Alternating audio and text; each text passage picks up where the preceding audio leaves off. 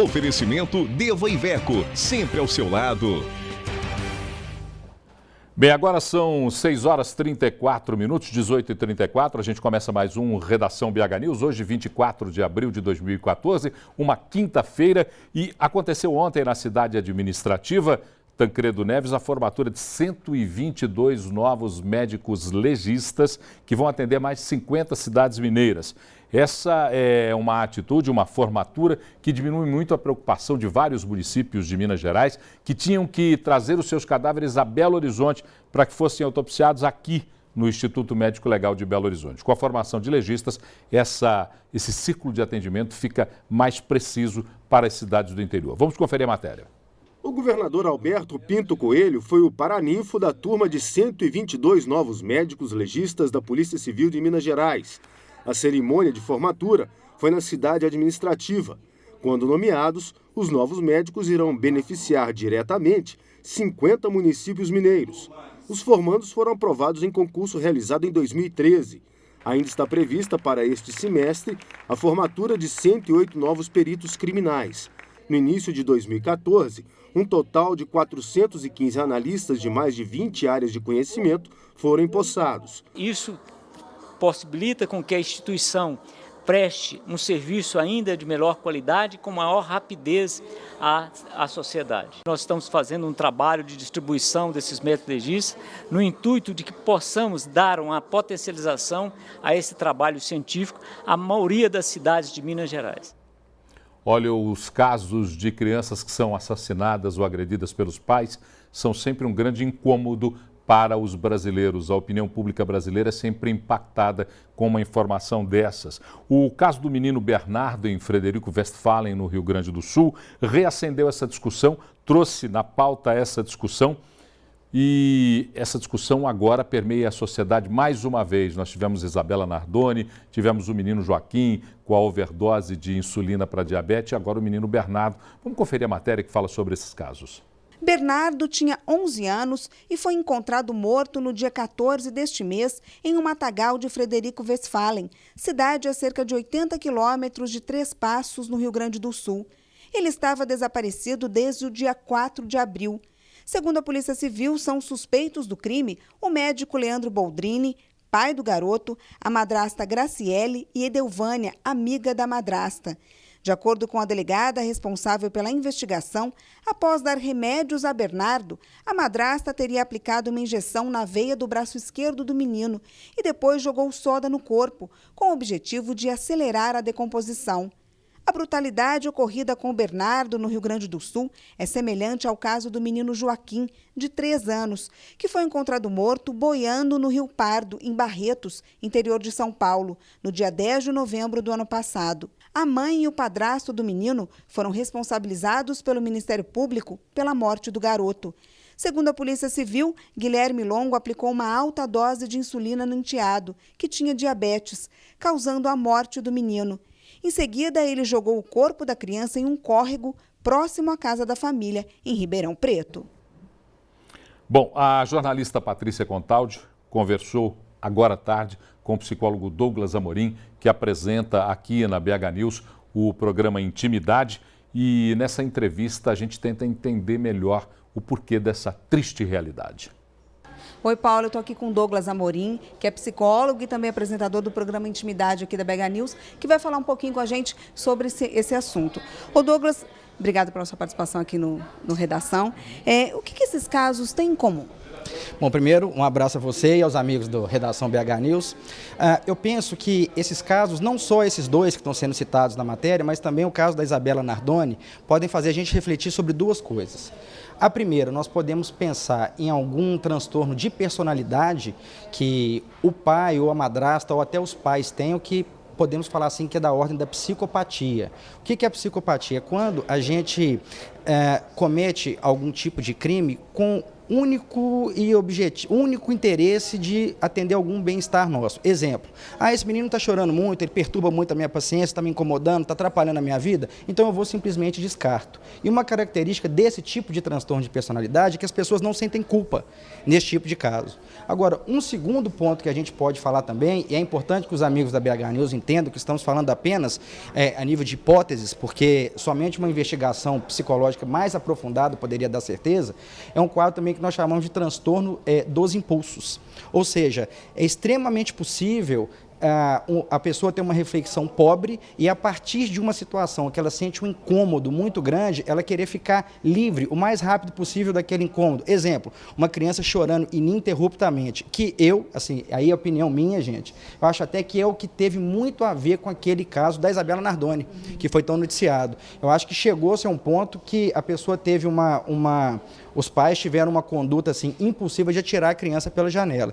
De qualquer forma, em ambos os casos, as pessoas têm consciência do que estão fazendo. Então, não caberia, por exemplo, aquela questão da pessoa ter um desvio, uma doença psicológica e a pena ser atenuada, porque ela estava em plena consciência do que estava fazendo. Agora, o que acontece com a mente desses pais, que ao invés de proteger os seus filhos, fazem dessas crianças suas vítimas?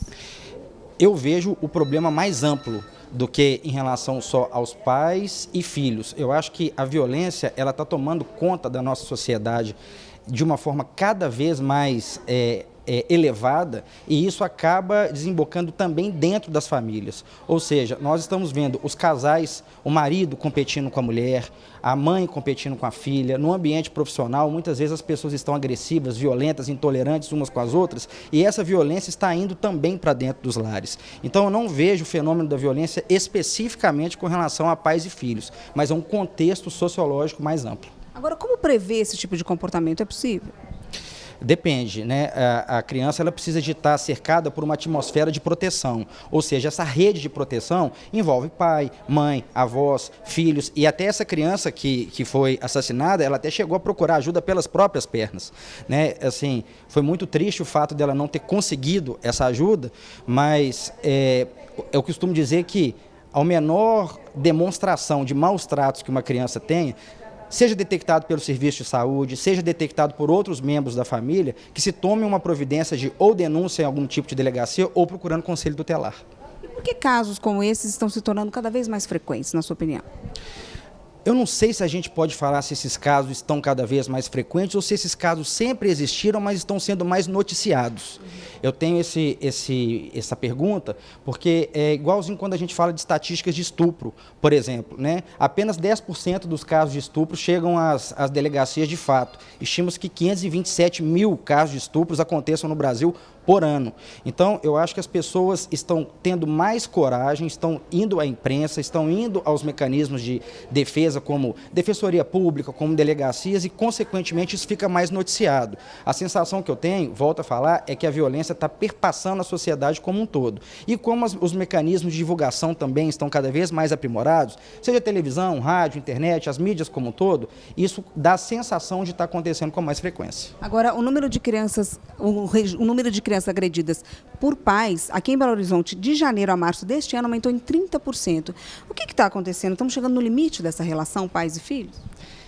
Volto a falar que eu não sei se é só da relação pais e filhos. Eu desconfio que não, Patrícia, pelo seguinte, quando a gente pega hoje, qual que é o cenário hoje que uma criança é criada em média, não só em Belo Horizonte, mas nas grandes capitais?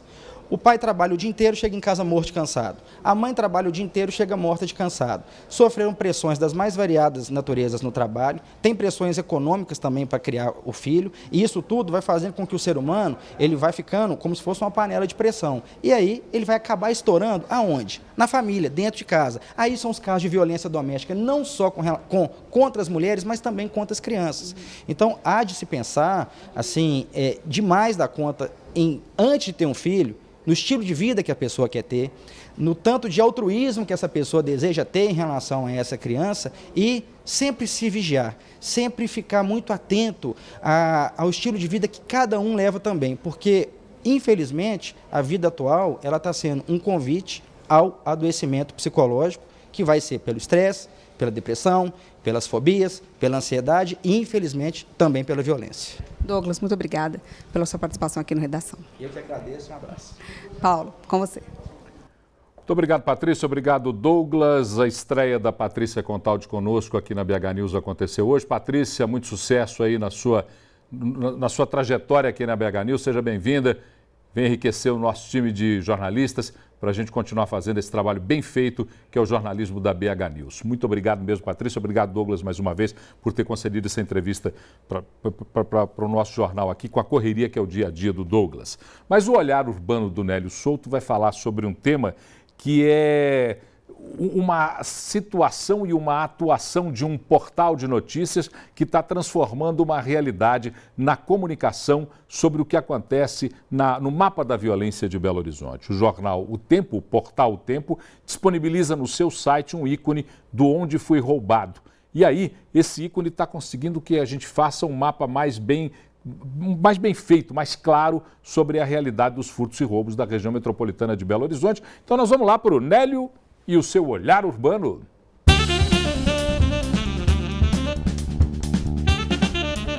Olá, Paulo. Olá, pessoal. Tudo bem? Bom, o Olhar Urbano de hoje vai falar sobre um programa que está no site do jornal O Tempo, que faz traça um perfil, faz um raio-x dos casos de roubo em Belo Horizonte. Na verdade, não só em Belo Horizonte, em outras capitais também, mas a gente vai pegar exemplo de Belo Horizonte. Eu sugiro vocês conhecerem, achei muito bacana, muito interessante, basta acessar www.otempo.com.br. Você vai ali nas editorias, né, em cidades, depois onde foi roubado. E aí aparece então, abre então o aplicativo, você consegue visualizar no mapa as regiões, inclusive onde aconteceram os crimes. É um mapa com várias cores, né? Vamos, por exemplo, aqui na cor vermelha. Cor vermelha que significa assalto à mão armada. Você clica, abre aqui o assalto à mão armada, a Rua Daci Vargas, 274326, deve ser aqui a região, a referência dos números, né? Da localização onde aconteceu, no bairro Nova Suíça, inclusive o CEP. Você tem aqui mais detalhes, indo em mais detalhes, você ainda consegue abrir aqui no ponto vermelho, exatamente na esquina, né? No quarteirão aqui, Rua Lagoa da Prata, Salgado Filho, por exemplo, exatamente na esquina onde aconteceu. Aí embaixo ainda tem aqui a informação: assalto à mão armada, saindo de casa, roubo de veículo. Você consegue filtrar pelo objeto, né, roubado, pelo crime. No caso, celular em primeiro lugar, com 58% dos casos de roubo. Aí tem também outras opções: veículo, carteira, documentos, bolsa, mochila. Você consegue filtrar um período específico que você quer fazer uma consulta. Você consegue filtrar, inclusive, pelo tipo de crime. Então tem arrombamento domiciliar, furto, roubo de veículos. Você consegue ainda selecionar e fazer a pesquisa por cidade. No caso, São Paulo está em primeiro lugar com 2.630 casos. Em segundo, Fortaleza, 1.951. Belo Horizonte, 1.824 casos em terceiro lugar. Inclusive, na frente, em números de casos de roubo, do Rio de Janeiro, que tem 1.451 casos. Tem também em tempo real, à medida que as pessoas fizerem lá no registro, ele vai aparecendo, como o caso aqui: foi roubado à mão armada, roubo de veículo, 14/2/2014. São as últimas denúncias que vão acontecendo. Eu achei esse programa bastante interessante porque pode ajudar a polícia, né, e até a gente também, né, a se proteger ou evitar determinados locais que tem um índice maior de assalto. Ele fotografa muito fielmente aquela região ali mais perigosa, locais onde acontecem mais assaltos. Achei bastante interessante, achei por bem aqui compartilhar com vocês. Foi o nosso assunto de hoje no Olhar Urbano. A gente se fala amanhã com um novo assunto. Um grande abraço. Grande abraço, Nélio. Muito obrigado por mais essa informação que você nos traz. Esse site, esse link do site do portal O Tempo, que fala sobre onde foi roubado, para que a gente tenha uma ideia do mapa da violência da nossa cidade. Eu insisto sempre, primeiro, cumprimentar e parabenizar o portal O Tempo por esse importante serviço, o jornalismo feito para a comunidade, um jornalismo que visa atender as necessidades da população. Parabéns ao portal O Tempo, parabéns por quem concebe e administra esse link, esse link que fala sobre o que tem a denúncia de onde foi roubado. Mas depois volto a insistir num tema, sendo roubado, faça a ocorrência, registre a ocorrência.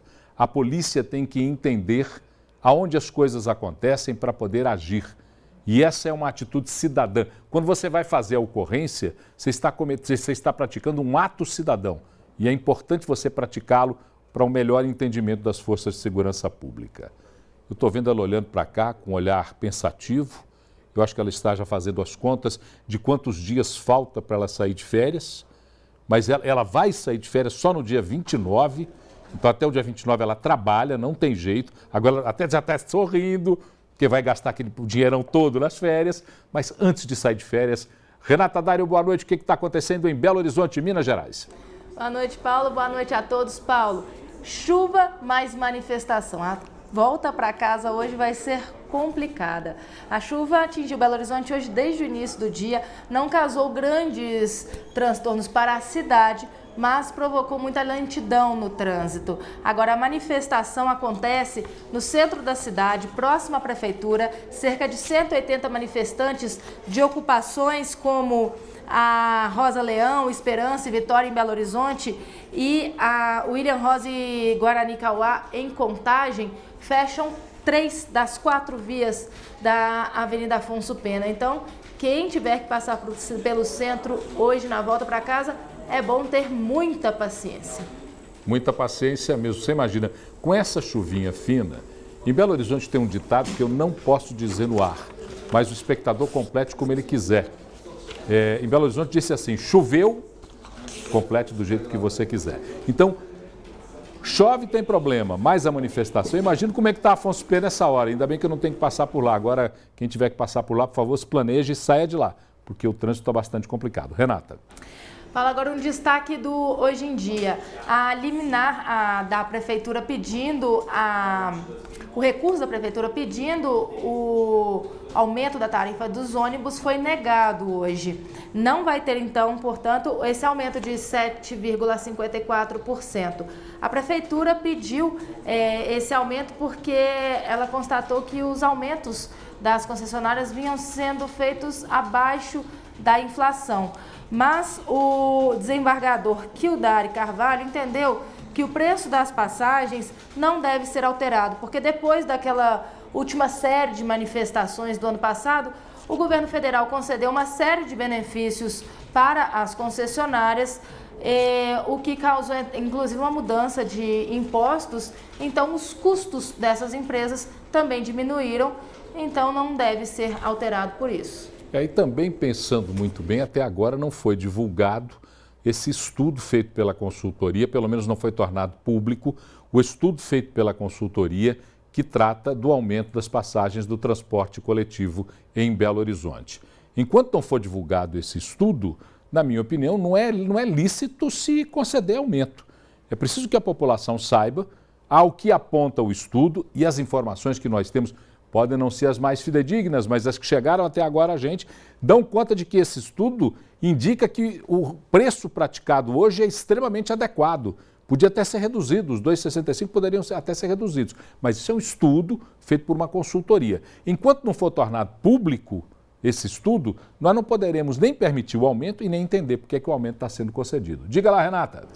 Falar aquela história, né, que o combinado não sai caro. Ninguém também quer que as empresas não tenham lucro nenhum. Se for informado que eles estão tendo um lucro justo, aí as pessoas vão entender também que tem que aumentar essa tarifa, né? Agora, quem teve muita insatisfação foram os usuários de um outro meio de transporte público hoje, os usuários do metrô. Na hora do almoço, acabou a luz na estação São Gabriel. Quem tinha comprado, num primeiro momento a catraca foi liberada, todo mundo entrou sem pagar. Depois eles organizaram filas.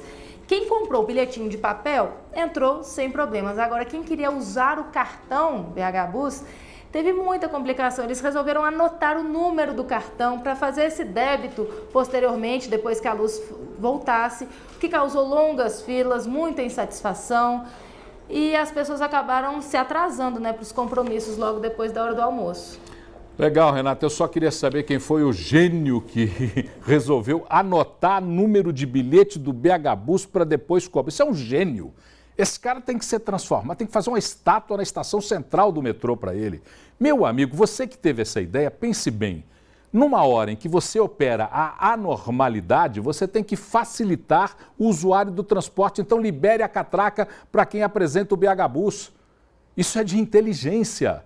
Agora você, gênio, você, ser humano fantástico, que teve essa genial ideia de ficar anotando o númerozinho do cartão BH Bus, juro por Deus, eu vou sugerir que seja feita uma estátua sua na Praça da Estação e que as pessoas possam apedrejá-la todos os dias para que você nunca mais tenha esse tipo de ideia. Renata, obrigado. Ele deve estar lá, Paulo, agora digitando os numerozinhos, né?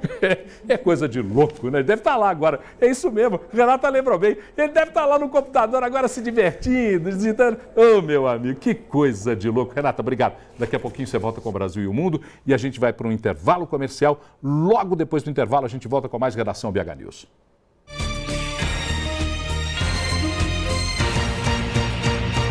Oferecimento Deva Iveco, sempre ao seu lado.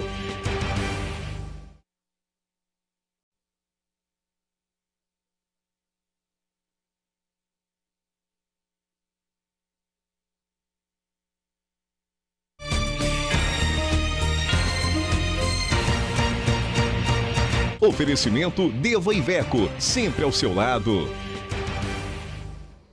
Bom, estamos de volta aqui com a Redação BH News, agora são 7h13, Carlos Barroso já está a postos para falar de política e hoje a ministra Rosa Weber do STJ, do Supremo Tribunal de Justiça, né? Federal, STF, aliás, Supremo Tribunal Federal, decidiu que a CPI tem que ser exclusiva.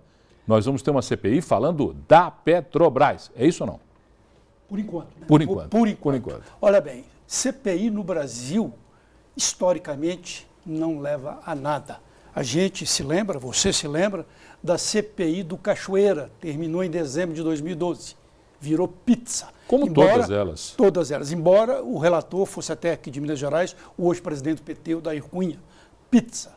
Essa CPI da Petrobras, gorda ou restrita, como determinou a ministra, mesmo em período eleitoral, eu não creio que ela vá levar a nada. Vai virar meio margarita, meio mussarela. Por aí. Uhum. Por quê?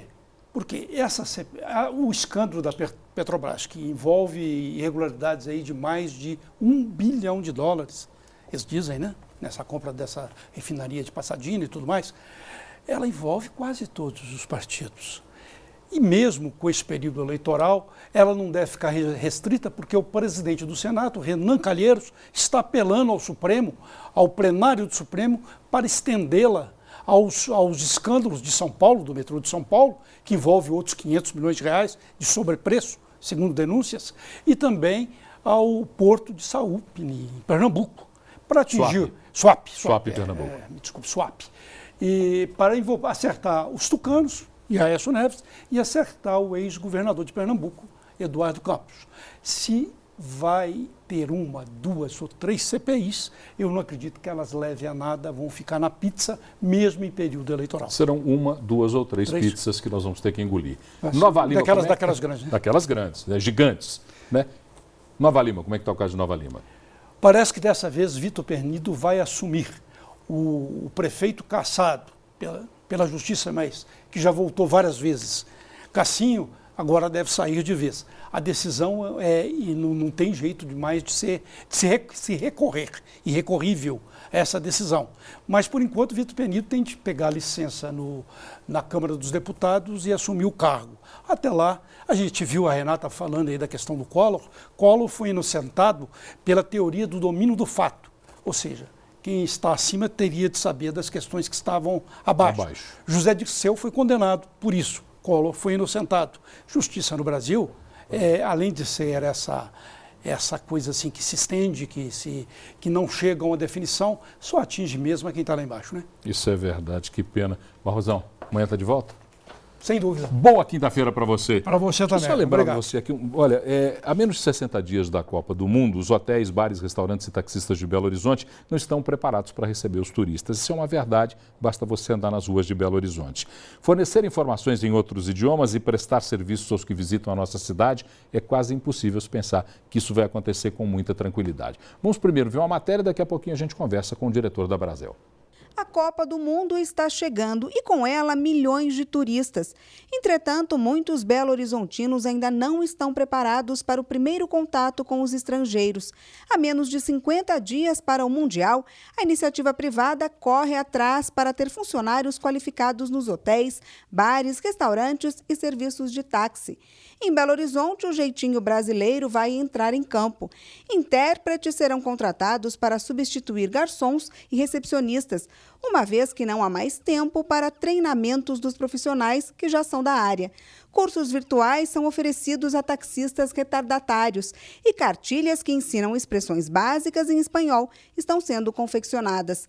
O que mais preocupa os empresários é que a maioria deles estava se preparando para receber turistas que falam inglês. No entanto, a escolha de Minas como sede das seleções latinas, Argentina, Chile e Uruguai, fez com que muitos se voltassem para a necessidade de qualificação com treinamentos em língua espanhola. Mas as aulas podem não ser suficientes para o preparo ideal até a data da competição. A estimativa do Ministério do Esporte é de que o Brasil poderia gerar 380 mil empregos temporários este ano em torno do campeonato. Bem, nós vamos conversar então com o diretor executivo da Brasel Minas Gerais, Lucas Pego, que vai nos explicar um pouco dessa situação. Boa noite, Lucas. Muito obrigado por ter atendido o nosso convite. Boa noite, sou eu que agradeço. Bom, essa realidade que a gente está vivendo há menos de 50 dias da Copa é uma realidade que incomoda. Por que chegamos a essa situação? Por exemplo, o fato de que Argentina, Chile e Uruguai estarão aqui na região metropolitana de Belo Horizonte acomodou mesmo os empresários do setor? Em parte. A preparação para a recepção dos turistas, ela passa não só pela questão do idioma, ela passa também pela questão de um alimento seguro, de um atendimento eficaz e sim pela questão do idioma. A preparação dos bares e restaurantes, ela começou na verdade em 2011, ainda com um projeto da Brasel em parceria com o Ministério do Turismo chamado Bem Receber Copa, mais especificamente o Bem Receber Copa Bares e Restaurantes. Esse projeto nós conseguimos contemplar 150 empresas com os treinamentos de atendimento, segurança dos alimentos e multiplicador de informações turísticas, uma vez que o turista obrigatoriamente terá um contato com o garçom, né? Esse projeto, infelizmente, foi barrado pelo Ministério do Turismo. O Ministério do Turismo cancelou todos os projetos que tinham com instituições privadas, então não só com o setor de alimentação fora do lar, mas com todas as instituições que mantinham convênios com o Ministério do Turismo nesse projeto no Bem Receber Copa. E foi substituído pelo Pronatec, que foi um projeto que teve até um número de adesão bem expressivo, executado pelo Senac. E um bom número de conclusão, porque às vezes os projetos têm um grande número de adesão, mas uma conclusão baixa. A conclusão foi alta, foi suficiente? A conclusão foi satisfatória, mas não conseguiu suprir o número de profissionais que o setor de alimentação fora do lar demandava. E como é que nós vamos fazer, na realidade, na prática, para receber turistas que estarão falando francês, japonês, alemão, inglês e espanhol? Sim, a Brasel está investindo principalmente na tradução do cardápio. Nós acreditamos que um cardápio traduzido é pelo menos 80% da barreira da comunicação com o turista estrangeiro derrubado. Então, depois do anúncio que nós receberemos, principalmente turistas da Hispanoamérica, nós estamos investindo na tradução de cardápios para a língua espanhola. Então, a língua espanhola terá mesmo a preferência, uma vez que 3 das seleções que aqui estarão são seleções que falam a língua espanhola. Sim, até mesmo as pesquisas e os dados da Secretaria da Copa do Mundo, tanto municipal quanto estadual, demonstram que nós vamos receber um contingente muito maior de turistas da Hispanoamérica. Na Copa das Confederações, o resultado foi satisfatório para aqueles que vieram a Belo Horizonte e utilizaram os nossos tão famosos bares, os nossos restaurantes? Foi satisfatório? Em termos de gastronomia, nós realmente damos show, né? Em termos de atendimento, nós somos hospitaleiros, então nós conseguimos atender bem. A barreira da comunicação, é interessante destacar que muitos turistas já vieram com algum artefato tecnológico, alguma solução tecnológica para essa questão da barreira da comunicação, como, por exemplo, um aplicativo no smartphone que ele conseguia traduzir ali, né? Vale lembrar também que nós A Abrazel, como instituição, também está fazendo um trabalho interessante, que é, através de um guia, esse aqui é o do ano passado, nós estamos produzindo um para esse ano. Deixa eu só mostrar aqui para você, enquanto Sim. você fala, eu mostro para o espectador o guia da Abrazel. Esse é o guia de 2013. Esse é o de 2013. 2014 estamos produzindo, será lançado agora. Sim, nas vésperas da Copa, exatamente para a gente ter uma distribuição durante o período da Copa do Mundo. Sim. É um guia bilíngue, português e inglês, que demonstra, que marca quais são os restaurantes que têm o cardápio traduzido em português, em inglês e espanhol. Perfeito. Então você tem aqui nesse guia, vamos lá na Pio Pizza e Birra, aqui você tem as informações que precisa e também se ela te dá a opção de perfeito, nos dois idiomas, no cardápio traduzido. É interessante que isso aconteça porque minimiza bastante, né, o fato de um outro idioma para o turista chegar aqui e ter um impacto do outro idioma. Bom, a gente espera que nós recebamos bem aqueles que vêm para a Copa do Mundo, que os bares e restaurantes de Belo Horizonte consigam mostrar os sabores e os paladares e os gostos dessa belíssima terra e que a gente possa capitalizar, além da Copa do Mundo, outros turistas que tenham vontade de voltar e nos conhecer melhor. É isso aí. Muito obrigado, Léo. Um grande abraço. Um abraço. Até mais. Bom, estamos aqui... É intervalo? Intervalo mesmo? Deixa eu ver se está aqui. Primeiro você me dizer se eu estou fazendo intervalo certo ou não. Porque primeiro até errei até o nome do Lucas, chamei o Lucas Geléu, desculpa. Imagina. A gente não pode trocar o nome de ninguém, não. Estamos para o intervalo a gente volta já. É ao vivo, gente. É assim, ao vivo é com essa atenção. A gente volta já com o último bloco do Redação BH News de hoje.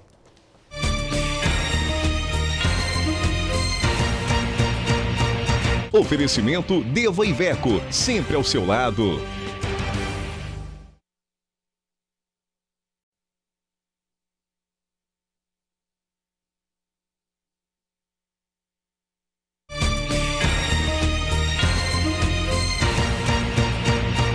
Oferecimento Deva Iveco, sempre ao seu lado.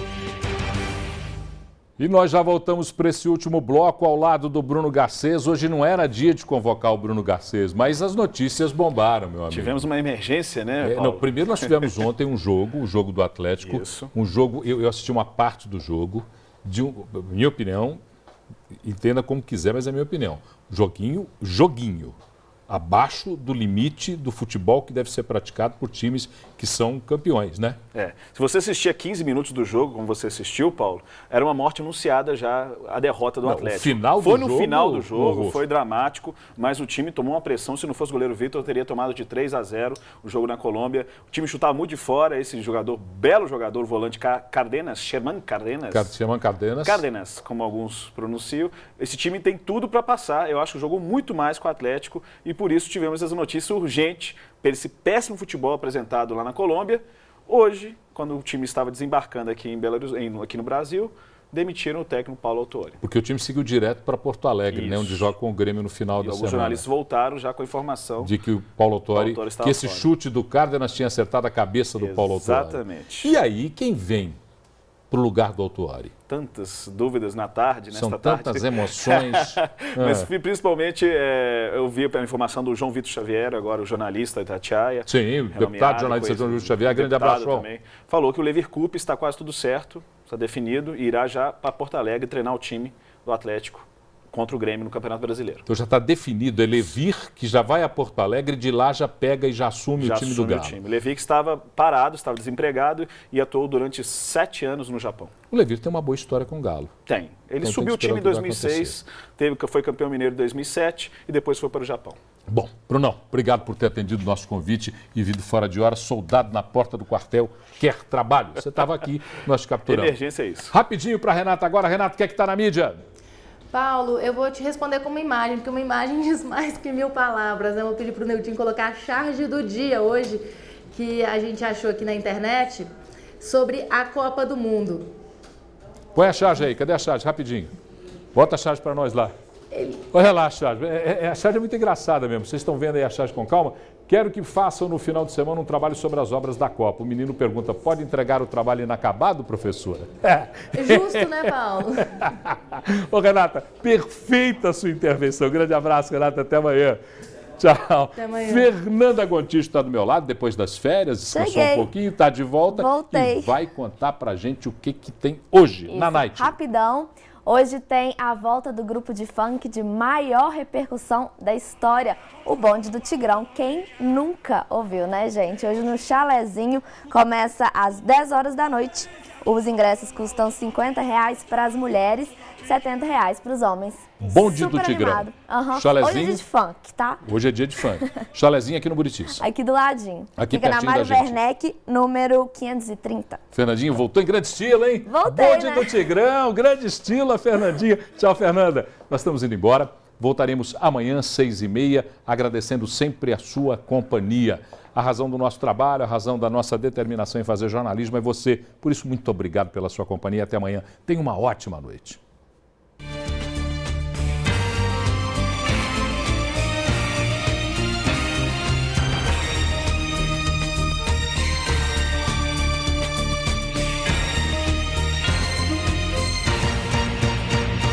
Oferecimento Deva Iveco, sempre ao seu lado.